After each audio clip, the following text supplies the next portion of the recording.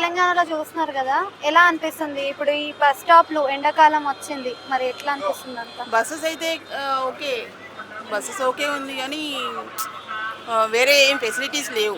Only బస్సెస్కి facilities చేశారు కానీ ఇంక వేరే దేనికి లేదు అసలు. రేవంత్ రెడ్డి సో వచ్చినప్పుడు ప్రస్తుతం చూస్తున్నారు కదా, కాలాలు మారుతున్నాయి, తరాలు మారుతున్నాయి, దాంతో పాటుగా ప్రభుత్వాలు కూడా మారాయి.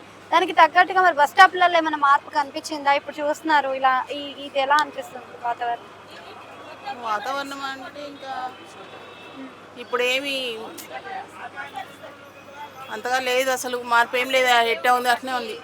కేసీఆర్ ఎట్లా అనిపిస్తుంది పరిపాలన? ఇప్పుడు ఎట్లా అనిపిస్తుంది? కేసీఆర్ ఉన్నప్పుడు బాగానే ఉండిందిలే.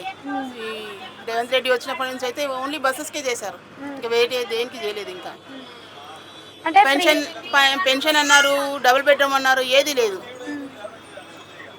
అంటే ప్రస్తుతం చూస్తున్నారు కదా, ఇక్కడ ఫ్రీ పథకాలు అంటున్నాడు. ఏదైతే కరెంట్ ఉందో, 500 రూపాయల గ్యాస్ ఉందో, ఇట్లాంటి ఫ్రీ పథకాలు 500కు గ్యాస్ అన్నారు కానీ ఇప్పటి వరకు అది ఇంకా రాలేదు మనకి.